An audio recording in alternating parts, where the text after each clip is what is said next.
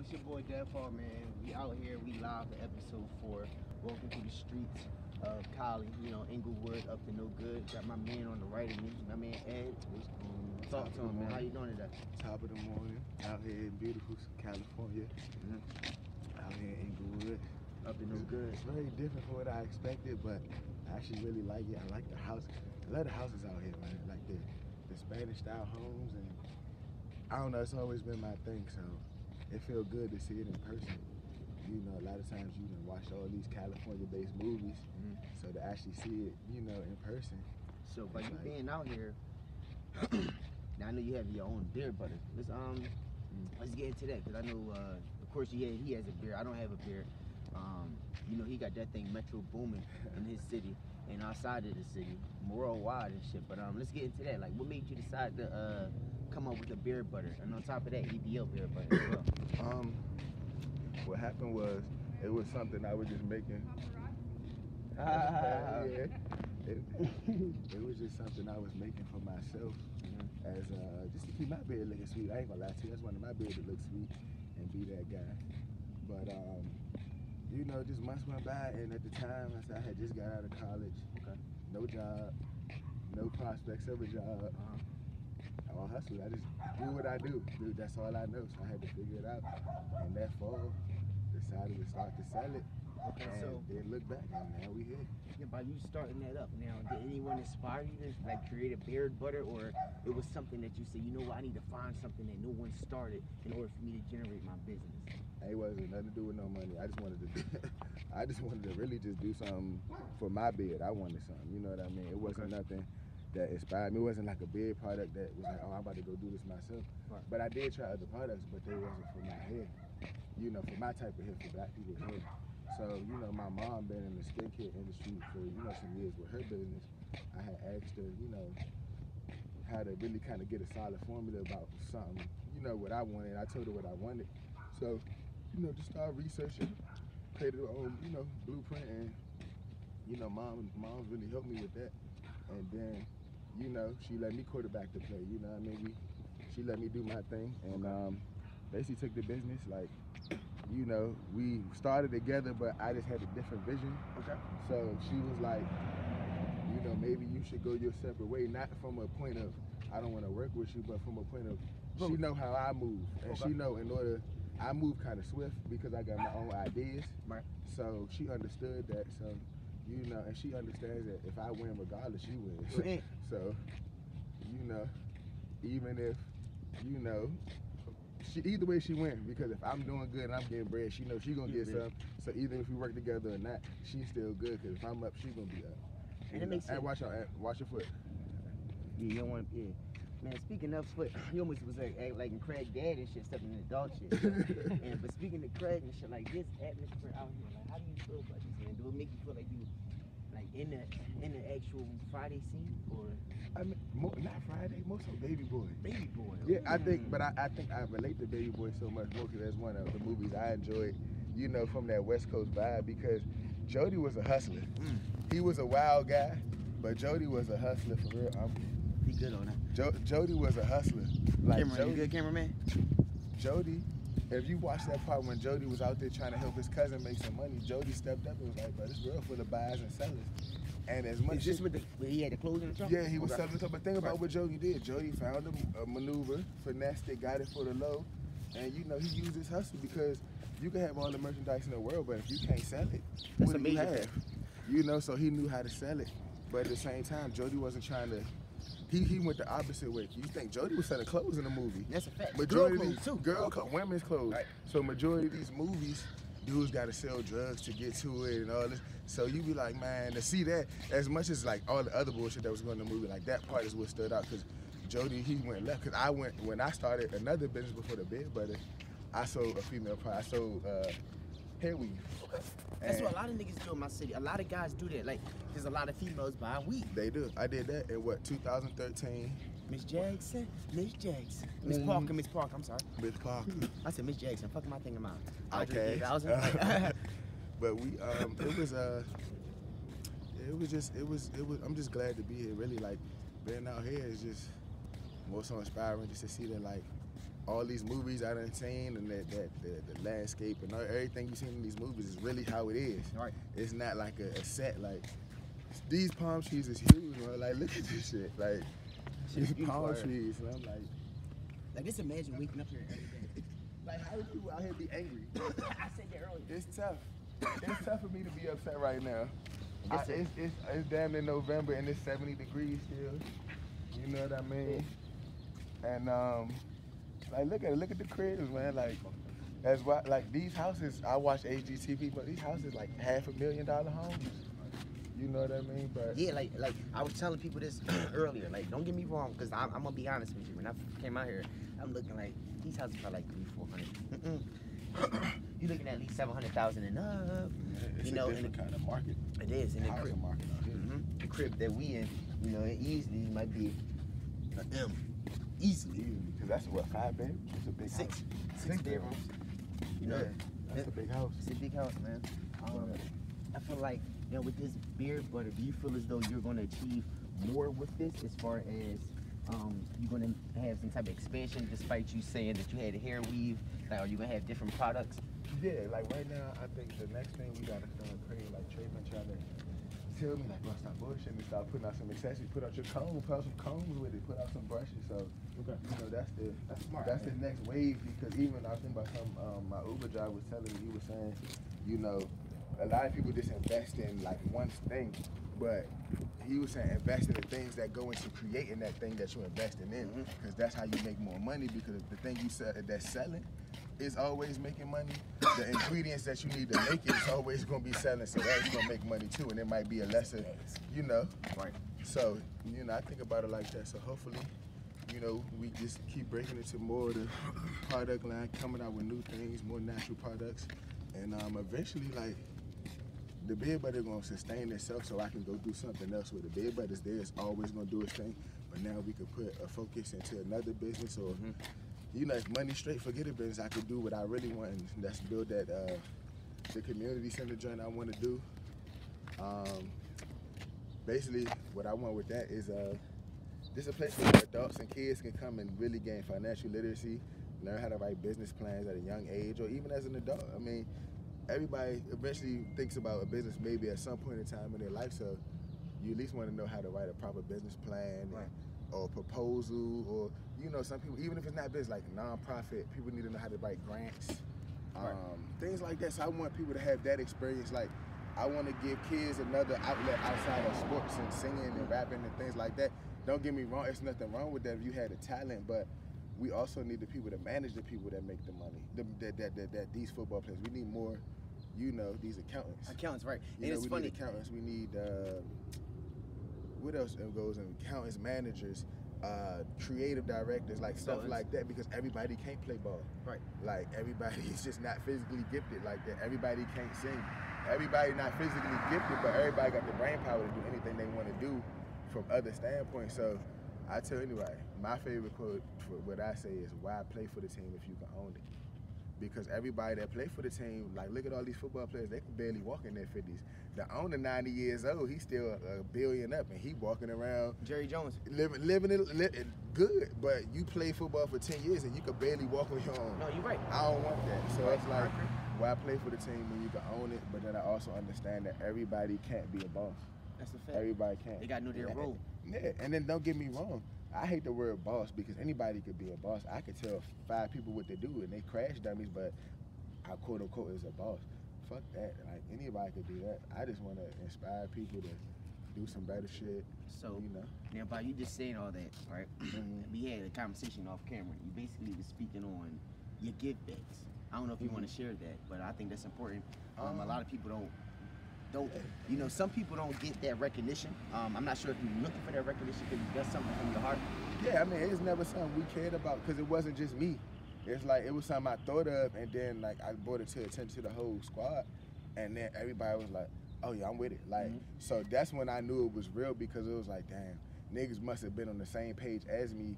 So now it's like, all right, I'm just the one that said, let's do it, and now everybody was on this. Everybody's like, shit, I'm with it, but then everybody brought their ideas to it, so it made it even better. Right. But we do the shit we've been doing it every December since 2014. Okay. You know what I mean? And sometimes in the summer. And what is that exactly?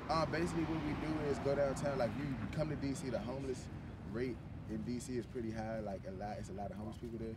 So what we do is just, you know, we mob through the city. Like what we know at night, like the cold spots where like a lot of homeless people huddle up. We pull up down there with like food packs that we create. Homies come with jackets, hoodies, gloves. The homegirls come with female products for the females out there that's homeless, because you know me, I don't know how to feel my body works, so they know what women need, so they come with those, and we just mob through and we do it like that, and it's been successful.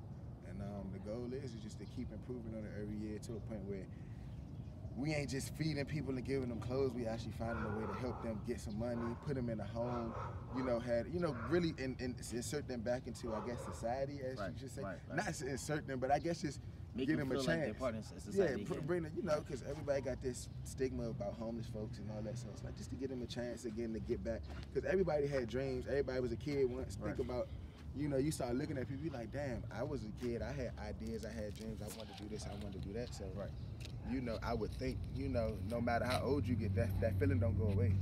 I'm 24, I'm 27 years old. I still wish I could be a Pokemon trainer. You know what I mean? But I know, it's just certain shit. Now, you generating your business, right? Being an entrepreneur. How is life as an entrepreneur? Because it has its pros, it has its cons. And do you feel as though it balances out, or do you feel as though you have some type of, it's beneficial to be an entrepreneur? I mean, it varies because, again, it's up to the person. Some people don't want it. Some people, that's just not their thing.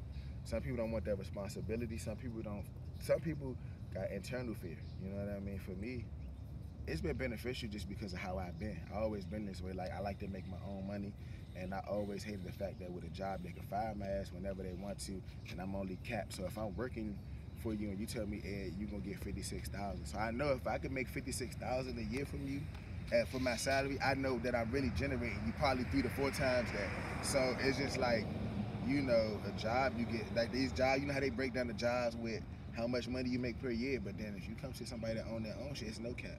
You know what I mean? But at the same time, it's up and down, because one year you could do 6 figures, one year you could do 10,000.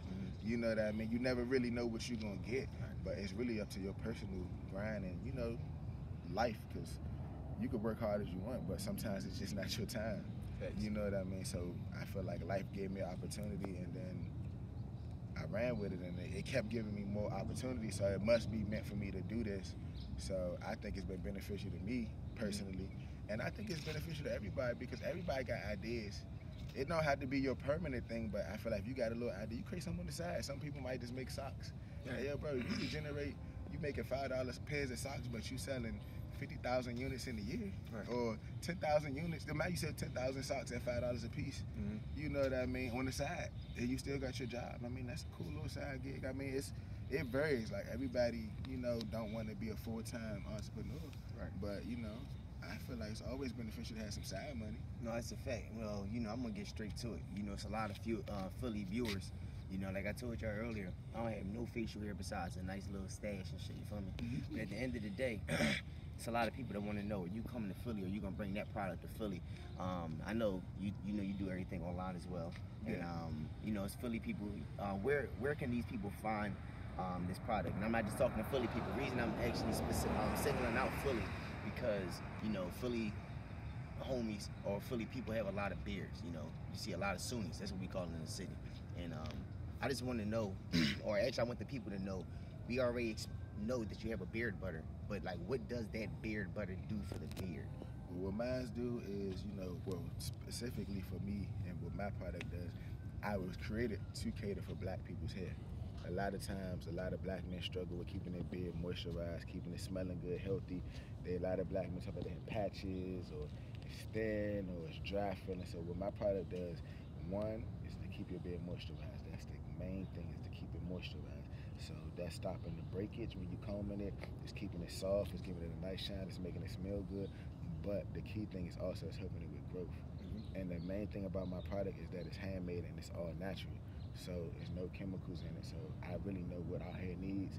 And if you see my reviews and a lot of things I post, you know, you can see why these guys, you know, they come to me, you know, because I really make a good product at an affordable price, and it really, the results speak for themselves. And I tell anybody, I'll be in business for 4 years, November 15th.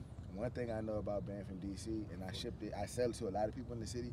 If my product wasn't supposed to be what it is, and even with social media, people would have outed me a long time ago and said, "Bro, that shit does not work." So to be in business almost 4 years, I got to be doing something right. And every time I add something new to my product line or drop a new scent, it sells like crazy. So, you know, people almost like, they expect my stuff like Jordan. So if I tell them I'm dropping something new, when that Saturday come and I tell people it's available, man, next thing you know, I see my site jump. And it don't even be about the money, man. I just be proud to see that people actually believe in something. Support, man. You know, yeah. And it started slow. Like, don't get me wrong, I tell you, it started slow as shit to a point. Like, when you do this business shit, you be wanting to quit and trach in the test. Sometimes it just be stressful because it don't be the business part of it in terms of you selling stuff. It be everything that come with it. Like, people don't understand having, you know, package delays when you need materials, or you know, sometimes you might have a disgruntled customer and you got to really be professional, and a lot of times you got to take yourself out of your natural element and be professional and hold your tongue sometimes. You know what I mean? Or understand that. You fine? You fine? No, that's okay. Good morning. Okay, thank you. Yeah, you have to take time and just really understand that it's not going to be perfect. You know what I mean? Business is not going to be perfect, but it's with anything, nothing's going to be perfect, but it's about the work you put into it. If you're a baller and you don't practice every day, how do you expect to really go far? You really got to keep perfecting your craft. So even with me, I slip on that sometimes, and sometimes I know, you know, I'm bullshit, so I have to really go ahead and I really got to hold myself accountable and be like, all right, Ed, you bullshitting. You know how you really work.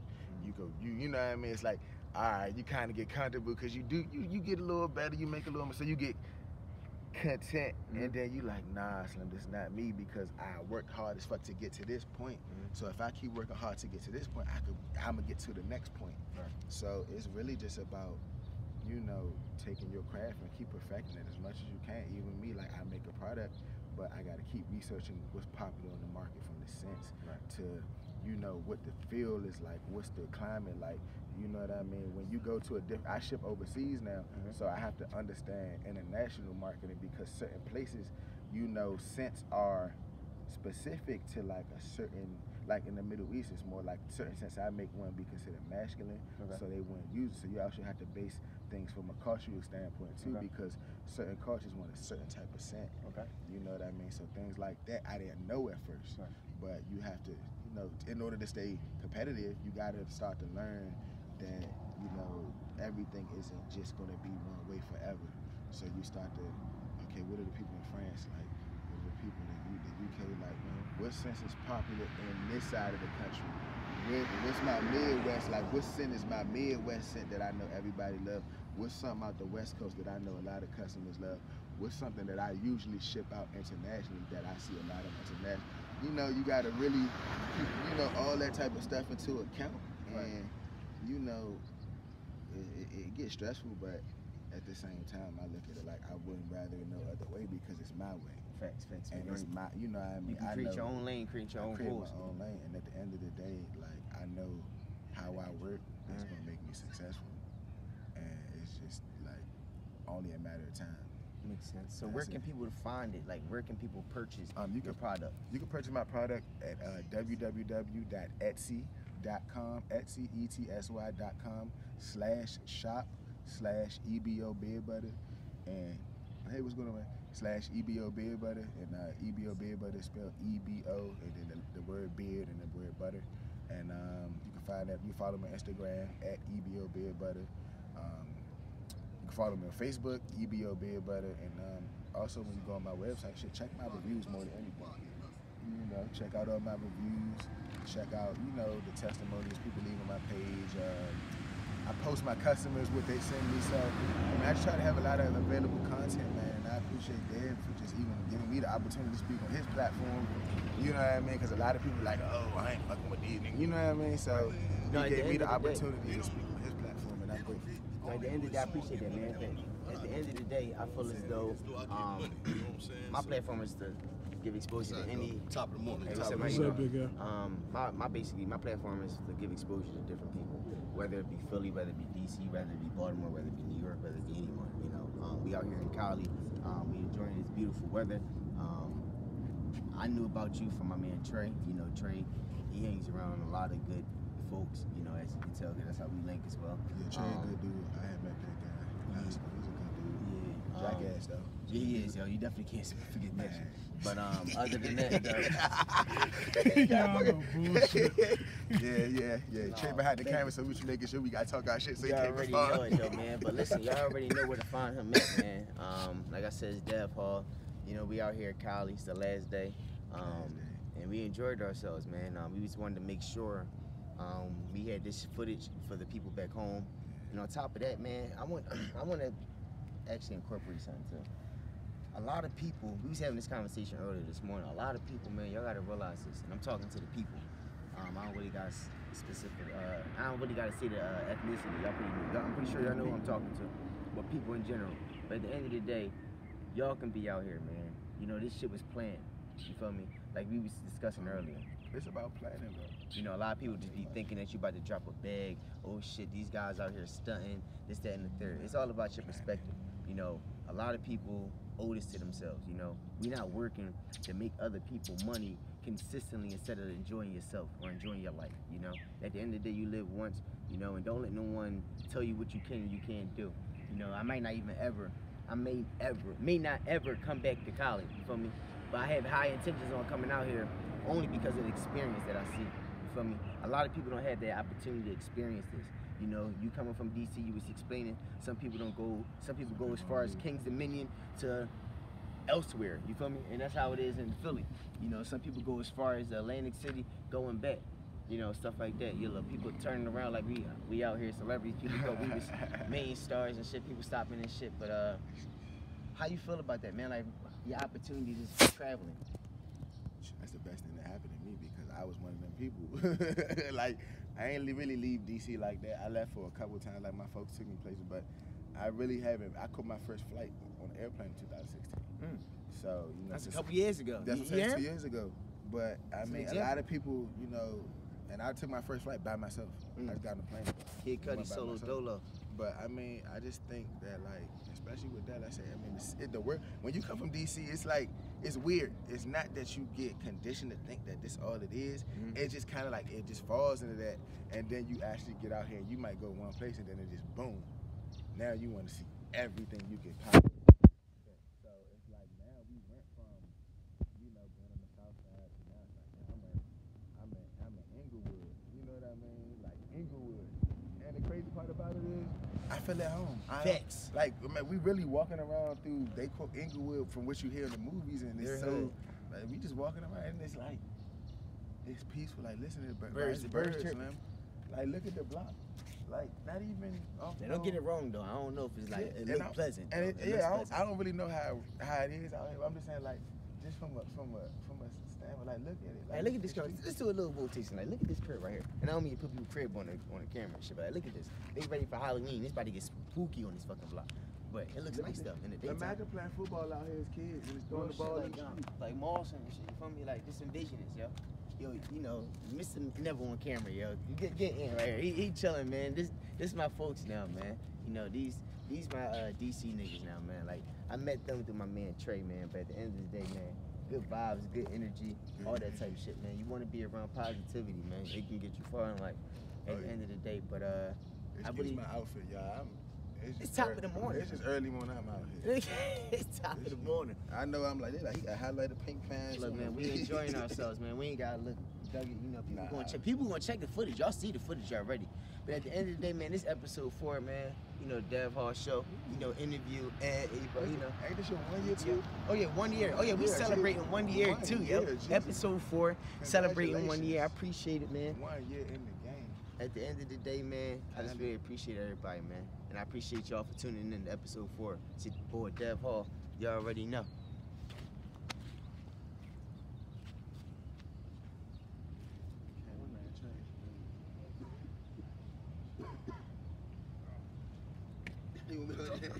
You got